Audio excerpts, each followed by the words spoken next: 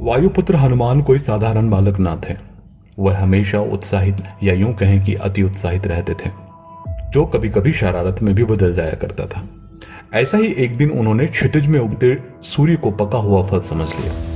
बस फिर क्या था, अपने सामने इतने बड़े और स्वादिष्ट फल को खाने की तेज लालसा हनुमान के मन में उभरी और उन्होंने क्षितिज में छलांग लगाई और सूर्य की ओर वायु से भी तेज गति से उड़ चले। रास्ते में बाल हनुमान ने राहु को सूर्य का ग्रहण करते हुए देखा, जिससे एक सूर्य ग्रहण की स्थिति भी उत्पन्न हो रही थी। बाल हनुमान को लगा कि मेरा वाला फल तो ये खा जाएगा, तो पहले तो मुझे इससे निपटना पड़ेगा।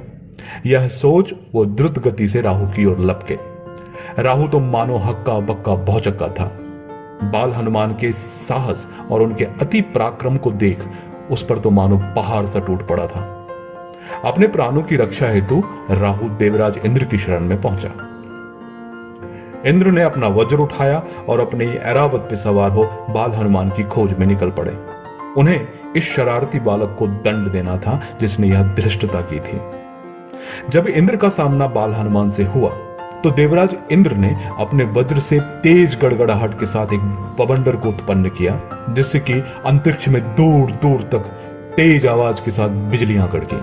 अब इंद्र ने सोचा कि एक बालक को डराने के लिए इतना शक्ति प्रदर्शन काफी होगा, परंतु बालक बाल हनुमान के आंखों में भय और चिंता नाम की कोई चीज थी ही नहीं। इसके उलट वह और भी ज्यादा उत्साहित हो गए और ऐरावत की सूंड को पकड़ के चारों तरफ खिलौने की भांति घुमाया, पूंछ को सूंड से बांधने की भी चेष्टा की। हालांकि बाल हनुमान की जो क्षमता थी उसके सामने यह सिर्फ एक बाल सुलभ शरारत थी। इंद्र ने कहा, यह तो भारी मुसीबत है, यह बालक है या तूफान। इंद्र ने बाल हनुमान को रोकने के लिए अपने वज्र से उनकी हनु पे प्रहार किया। इस प्रहार से आहत हो बाल हनुमान तेजी से गिरे। अपने प्रिय पुत्र की इस अवस्था को देखकर वायु ने बाल हनुमान को अपनी भुजाओं में समेट लिया और व्यथित हो उठे। इस व्यथा के कारण पूरे ब्रह्मांड में वायु का प्रवाह रुक गया। पूरे ब्रह्मांड के विनाश की संभावना से भयग्रसित होकर सारे देवता वायुदेव के पास पहुंचे और अपनी संवेदना को प्रकट करते हुए ब्रह्मा ने आशीर्वाद दिया कि जब तक ब्रह्मा की आयु है या जितनी ब्रह्मा की आयु है उतनी ही आयु हनुमान की भी होगी। भगवान विष्णु ने कहा कि हनुमान को मेरा सबसे अनन्य भक्त होने का सौभाग्य प्राप्त होगा। देवराज इंद्र ने भी किसी भी शस्त्र के द्वारा हनुमान को कोई क्षति ना पहुंचे ऐसा आशीर्वाद दिया। अग्निदेव ने तो हनुमान को अपने ताप से सुरक्षित रहने का आशीर्वाद दिया।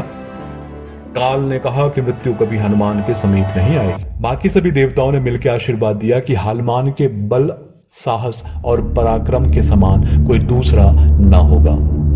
दोस्तों, हम इसी तरह से सनातन से जुड़ी बहुत सारी कहानियां आप तक लाने का प्रयास करेंगे। इसके अगले एपिसोड में बाल हनुमान से जुड़ी दूसरी कहानियों के बारे में भी जानेंगे।